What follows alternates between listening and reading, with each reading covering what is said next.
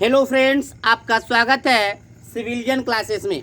तो अब हम आगे बढ़ाते हैं स्टील स्ट्रक्चर को। तो अब हम पढ़ते हैं कि किसी भी स्ट्रक्चर में कितने तरह का लोड्स एक्ट करता है, कितने तरह का लोड एक्ट करता है। तो प्यारे बच्चों, जो लोड एक्ट करता मतलब हम पढ़ क्या रहे हैं, various types of load are acting on the structure. कौन कौन सा वेरियस टाइप्स ऑफ लोड है जो स्ट्रक्चर पर एक्ट करता है। तो प्यारे बच्चों, लोड जो होता है वो दो तरह का होता है, एक वर्टिकल लोड, एक हॉरिजॉन्टल लोड। एक वर्टिकल लोड और दूसरा हॉरिजॉन्टल लोड। तो वर्टिकल लोड में मेनली आता है डेड लोड, लाइव लोड और स्नो लोड, ठीक है ना। और हॉरिजॉन्टल लोड में मेनली आता है विंड लोड और अर्थक्वेक लोड। तो प्यारे बच्चों, इन सारे लोडों के बारे में विस्तार से पढ़ना है, इसके बारे में चर्चा करना है कि क्या होता है डेड लोड, क्या होता है लाइव लोड, क्या होता है स्नो लोड, क्या होता है विंड लोड और क्या होता है अर्थक्वेक लोड। ठीक है प्यारे बच्चों, तो आप इसको नोट डाउन कीजिए, हम आगे चलते हैं।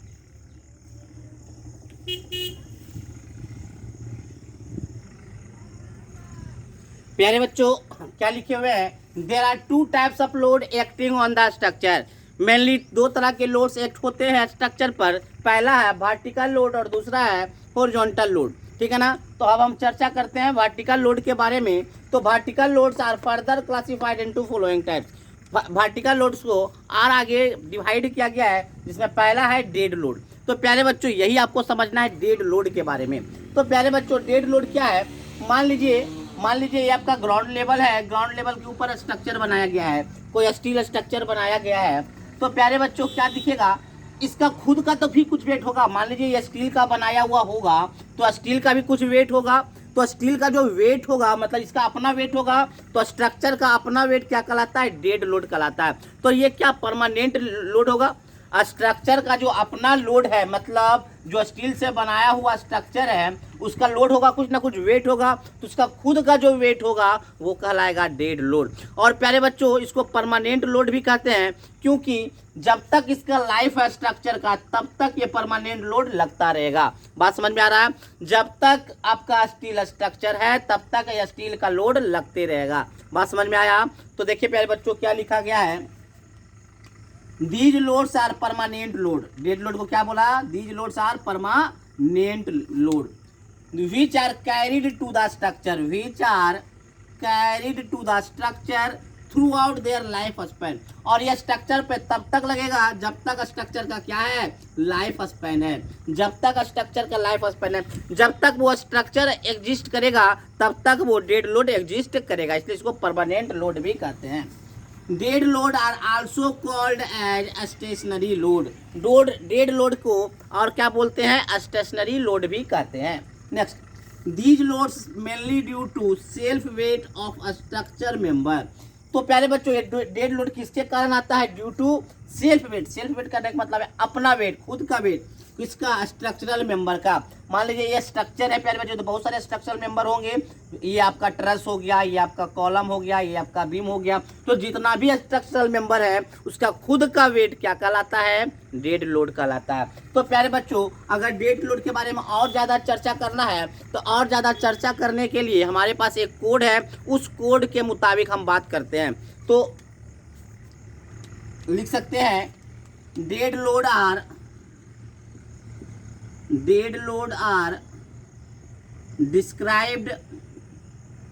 described in IS code 875 part 1 1987। ठीक है प्यारे बच्चों, तो याद रखिएगा कि IS कोड 875 पार्ट 1 से डेड लोड के बारे में बताया गया है। IS 875 पार्ट 1 जो है वो डेड लोड के बारे में बताता है। तो देखिए प्यारे बच्चों, हम कुछ लिखते हैं, पहले इसको आप नोट डाउन कीजिए।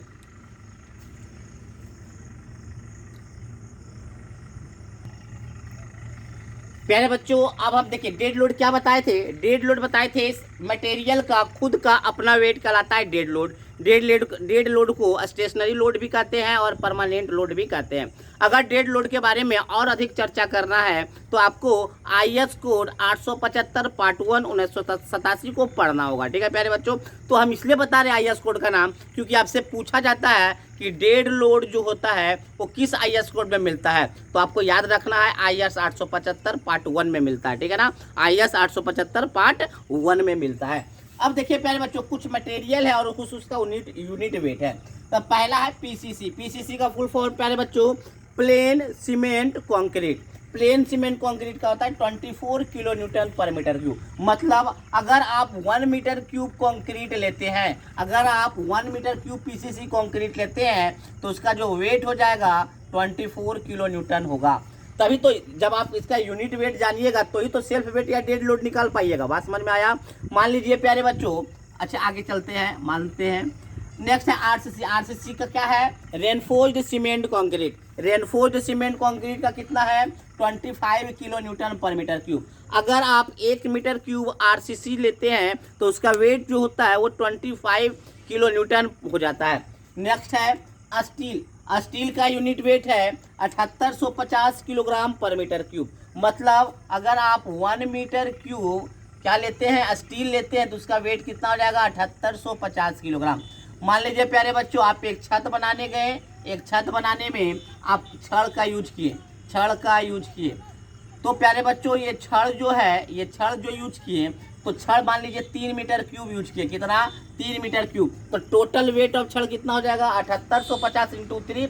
बात समझ में आया। तो हम क्या कर सकते हैं, टोटल वेट भी हम निकाल सकते हैं। तो डेड लोड निकालने के लिए आपको यूनिट वेट का सहारा लेना होगा। उसी प्रकार से स्टोन मशीनरी का 24 किलो न्यूटन पर मीटर क्यूब होता है, वुड का 8 किलो न्यूटन पर मीटर क्यूब होता है और ब्रिक मशीनरी का 20 किलो न्यूटन पर मीटर क्यूब होता है। तो प्यारे बच्चों ये सारा यूनिट वेट आपको याद करना होगा, आपको कंठस्थ करना होगा, क्योंकि हम इसको आगे यूज करेंगे।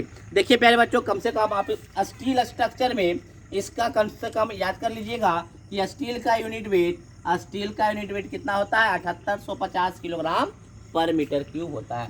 तो प्यारे बच्चों इसको नोट डाउन कीजिए। अब हम आगे लोड के बारे में चलते हैं।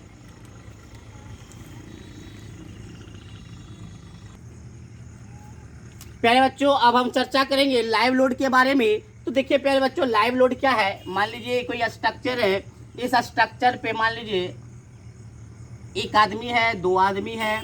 तो सर जी देखिएगा कभी कभी क्या होता है, कभी कभी आप स्ट्रक्चर पर 2 आदमी भी हो सकता है, कभी 5 आदमी भी हो सकता है, कभी 10 आदमी भी हो सकता है। मतलब टाइम के साथ लोड बदल रहा है। तो जो लोड टाइम के साथ बदलता है, जो लोड परमानेंट नहीं है, वह लोड कहलाता है लाइव लोड। लाइव लोड का मतलब ही होता है जिंदा लोड। जिंदा मतलब वो हमेशा वैरी करते रहेगा। लोड क्या होगा? मान लीजिए अभी मान लीजिए 2 आदमी था, 3 आदमी था, तो 3 आदमी का क्या लग रहा होगा? लोड लग रहा होगा। मान लीजिए किसी टाइम क्या हो जाएगा? 5 आदमी आ जाएगा अगर स्ट्रक्चर पे तो 5 आदमी का लोड लगेगा। इसका मतलब क्या है? लाइव लोड क्या है? रियल टाइम लोड है। मतलब जिस टाइम में जितना लोड लग रहा है वही उसका लाइव लोड कहलाएगा। फिर उसके बाद वो लोड चला जाएगा तो लाइव लोड भी खत्म हो सकता है। तो लाइव लोड एक परमानेंट लोड नहीं है। ठीक है प्यारे बच्चों, तो हम देखते हैं क्या लिखे हैं। एज द नेम इटसेल्फ, इसके नाम के अनुसार ही, नाम क्या है? Live load. इसके नाम के अनुसार ही क्या लग रहा है? These types of loads are real time load, या क्या है? रियल टाइम लोड है। जिस टाइम पे जो लोड लग रहा है वही क्या कहलाएगा? लाइव लोड कहलाएगा। Next, live load are also called imposed load. याद रखिएगा प्यारे बच्चों, लाइव लोड का दूसरा नाम क्या है? इम्पोज्ड लोड से जाना जाता है। Next, live loads are not a permanent load. हमको पता है कि लाइव लोड परमानेंट लोड नहीं है, वो टाइम के साथ क्या होता है? वेरी करता है। So live load are changes with respect to time. वो टाइम के साथ क्या होता है? वेरी करते जाता है। ठीक है प्यारे बच्चों, अब हमको लाइव लोड के बारे में और अधिक चर्चा करना है तो हमको एक कोड के पास जाना होगा, जिस कोड का नाम है IS 875 पार्ट 2 1987। तो आपको जानना होगा प्यारे बच्चों, live loads are described in IS code 875 part 2। Important है ऑब्जेक्टिव पॉइंट ऑफ व्यू से प्यारे बच्चों, तो आप इसको नोट डाउन कीजिए। हम आगे लोड के बारे में चलते हैं।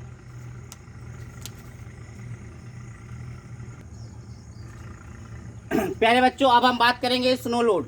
मान लीजिए प्यारे बच्चों ये आपका स्ट्रक्चर है। इस स्ट्रक्चर पर मान लीजिए मानसून के सीजन में क्या होगा? मानसून के सीजन में क्या होगा कि बर्फ का टुकड़ा गिरेगा। बर्फ का टुकड़ा इस स्ट्रक्चर पे गिरेगा। तो ये बर्फ का टुकड़ा भी क्या करेगा, ये स्नो भी क्या करेगा प्यारे बच्चों, लोड को क्या करेगा, डेवलप करेगा। तो उस लोड को क्या बोलेंगे, स्नो लोड। तो स्नो लोड जनरली वैसे स्ट्रक्चर में डेवलप करता है जो स्नो को रिसीव करता है ड्यूरिंग द मानसून सीजन। ठीक है प्यारे बच्चों, और इसका जो चर्चा है वो IS 875 पार्ट 4 में किया गया है। तो देखिए प्यारे बच्चों क्या लिखा हुआ है, this type of load is consider only on those structure. Snow load को कंसीडर वैसे स्ट्रक्चर में किया जाता है जो रिसीव करता है, which receive snowfall during monsoon. क्या बोला प्यारे बच्चों, स्नो लोड वैसे स्ट्रक्चर में कंसीडर किया जाता है जो रिसीव करता है snowfall during the monsoon. Monsoon के सीजन में जो क्या करता है, जो स्नोफॉल को रिसीव करता है, तो वैसे स्ट्रक्चर को ही क्या करेंगे, कंसीडर करेंगे स्नो लोड के में। तो प्यारे बच्चों snow loads are described in IS 875 part 4। याद रखिएगा कि स्नो लोड के बारे में ज़्यादा विस्तार से चर्चा किस कोड में किया गया है, तो IS 875 पार्ट 4 में किया गया है। ठीक है, तो इसको आप नोट डाउन कीजिए प्यारे बच्चों।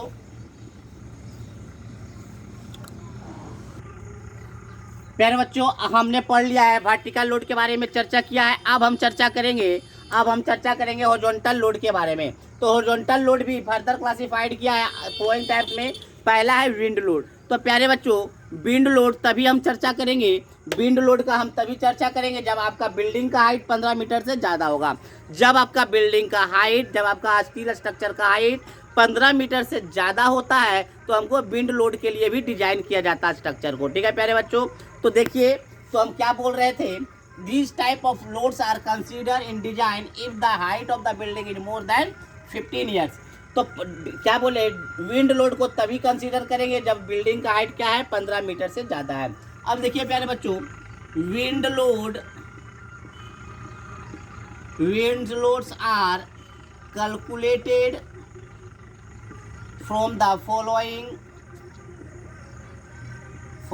Following formula. अब कैसे पता कीजिएगा विंड लोड का, तो विंड लोड निकालने का एक फॉर्मूला है, PZ बराबर 0.6 VZ का होल स्क्वायर। ये आपका क्या है प्यारे बच्चों, यह फार्मूला है। इस फार्मूला को आपको याद रखना होगा। अब देखिए प्यारे बच्चों यहाँ पे PZ क्या है, विंड लोड है, विंड लोड। VZ क्या है, design wind speed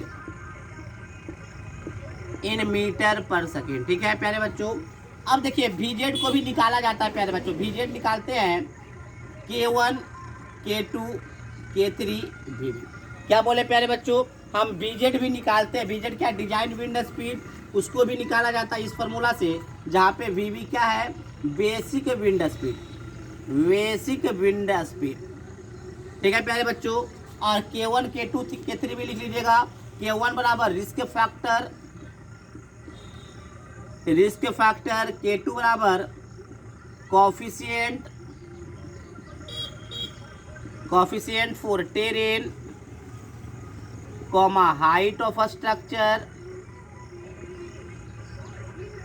and K3 है टोपोग्राफी फैक्टर।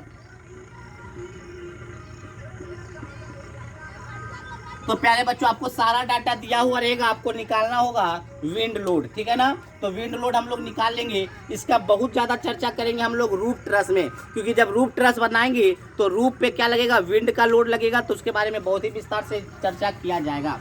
तो आप लोगों इसको नोट डाउन कीजिए।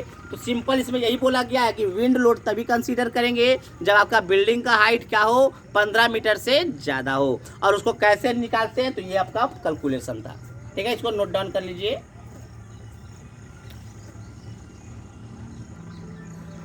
प्यारे बच्चों अब हम लास्ट लोड अर्थक्वेक लोड के पास चलते हैं। तो इस लोड को पढ़ने से पहले प्यारे बच्चों एक पॉइंट लिख लीजिएगा। विंड लोड में एक पॉइंट लिखिएगा कि wind load are classified described in IS code IS 875 part 3 in 1987। ये पॉइंट लिख लीजिएगा प्यारे बच्चों कि विंड लोड आर क्लासिफाइड। इसको लिखने से पहले विंड लोड में लिख लीजिएगा कि wind load are described in IS code IS 875 part 3 1987। इसको लिख लीजिए, पहले इसको लिख लीजिए। चलिए अब हम चर्चा करेंगे अर्थक्वेक लोड के बारे में। तो प्यारे बच्चों अर्थक्वेक लोड क्या है? अर्थक्वेक लोड है जब आपका ग्राउंड का मूवमेंट होता है तो इस पे एक लोड जनरेट होता है, और ये इस तरह से लोड जनरेट होता है, इस तरह से जनरेट होता है प्यारे बच्चों। मतलब हॉरिजॉन्टल डायरेक्शन में क्या होता है, एक लोड जनरेट होता है, और ये इंटरनल लोड होता है, मतलब स्ट्रक्चर के अंदर खुद जनरेट होता है। ठीक है प्यारे बच्चों, मेनली ये जनरेट होता है कब? जब आपका फाउंडेशन को क्या करे, फाउंडेशन करने मतलब इसके नीचे जो फाउंडेशन बनाएगा, फाउंडेशन का मूवमेंट हो या ग्राउंड का मूवमेंट हो। ठीक है, तो these type of loads are causes movement of foundation of structure. तो पहले बच्चों अर्थक्वेक लोड का जो कॉज है, जो कारण है, वो कारण क्या है? Movement of foundation of structure. तो हम क्या लिखे? These type of loads are causes movement of foundation of structure. ठीक है ना। Earthquake forces are internal forces that develop on the structure because of ground movement. Earthquake forces क्या है? एक इंटरनल फोर्सेस है जो ग्राउंड मूवमेंट के कारण डेवलप होता है। ठीक है प्यारे बच्चों, अब हम बात करेंगे earthquake loads are described in IS 875, sorry IS code 1893। ठीक है, तो इसको याद रखिएगा प्यारे बच्चों। तो प्यारे बच्चों ये आपके 4 मार्क्स के भी 6 मार्क्स में भी आते हैं कि describe the various types of load acting on the steel structure. तो हम उम्मीद करते हैं बहुत ही सिंपल लैंग्वेज में लिखा है, आपको लिख देना है ना। चलिए अब हम आगे चलते हैं अगला टॉपिक के बारे में, जब तक आप इसको नोट डाउन कीजिए।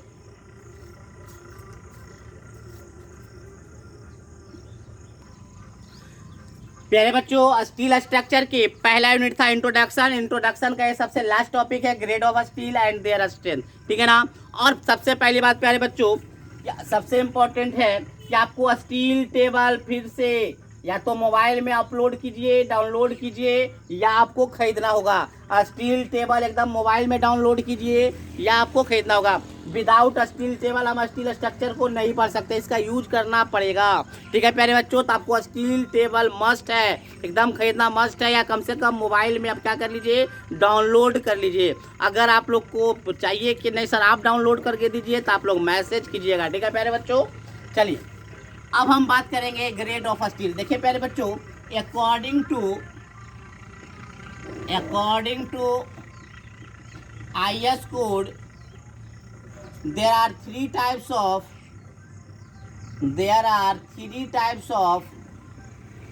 grade of steel available। पहला है प्यारे बच्चों FE 250, नोट करने का तरीका। दूसरा है FE 415 और तीसरा है FE 500। ठीक है, तो पहले इसको लिखिए, इसके बारे में चर्चा करते हैं। देखिए प्यारे बच्चों, अब हम चर्चा करें ग्रेड ऑफ स्टील का। तो हम क्या बोले, अकॉर्डिंग टू IS कोड कितने तरह का ग्रेड होता है? 3 तरह का स्टील का ग्रेड होता है, FE 250, FE 415 और FE 500। तो प्यारे बच्चों, आप अपने लाइफ में 2 तरह का स्टील देखे होंगे। एक स्टील जो होता होगा ट्विस्ट होता होगा। ट्विस्ट कहने का मतलब है एक प्लेन होता होगा और एक ट्विस्ट होता होगा। तो देखिए प्यारे बच्चों, हम कुछ कोशिश करते हैं दिखाने का। ये आप जो देख रहे होंगे प्यारे बच्चों, ये एकदम ट्विस्ट मतलब प्लेन है, कहीं पे भी ट्विस्टिंग नहीं है, एकदम प्लेन बार है। ठीक है, और एक होता है प्यारे बच्चों ट्विस्टिंग बार। हम दिखाने का कोशिश करते हैं। ये देखिए प्यारे बच्चों, आप दिख रहा है ट्विस्टिंग इसका दिख रहा है, ये है आपका ट्विस्टेड बार आपको दिख रहा है, प्लेन बार दिखाएं। ठीक है प्यारे बच्चों, अब हम देखिए चर्चा कर रहे हैं कि FE 250 जो होता है, FE 250 को माइल्ड स्टील कहते हैं, और माइल्ड स्टील जो होता है वो प्लेन बार का बना हुआ होता है। किसका? प्लेन बार का बना हुआ होता है। इसका जो यील्ड स्ट्रेंथ है, जिसको F22 से डिनोट करते हैं, वो होता है 250 मेगापास्कल। यहाँ पर जितना भी टर्म है वो यील्ड स्ट्रेंथ को दिखाता है। नेक्स्ट है FE 415 और FE 500। दोनों का दोनों प्यारे बच्चों कहलाता है आपका HSD बार। HSD कहने का मतलब है हाई यील्ड स्ट्रेंथ डिफॉर्म्ड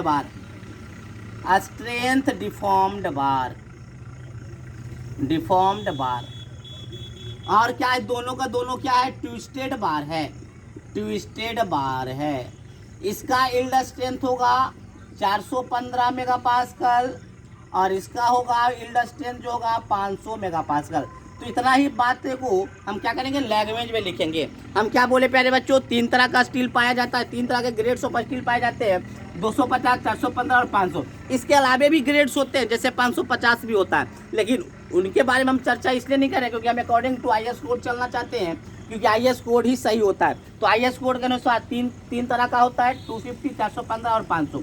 अभी आपको दिखाया जो प्लेन बार होता है वो माइल्ड स्टील का होता है, वो Fe 250 होता है, जिसका कि यील्ड स्ट्रेंथ कितना होगा, 250।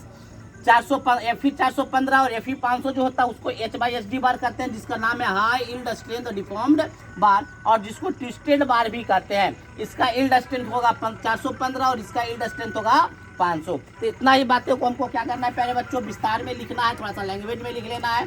तो लैंग्वेज में हम लिख लेते हैं। तो सबसे पहला बात करेंगे Fe 250 का, Fe 250 का। तो देखिए प्यारे बच्चों, Fe 250 में क्या लिखेंगे, it is called mild steel, it is called mild steel and also called plane bar, and also called plain bar. Yield strength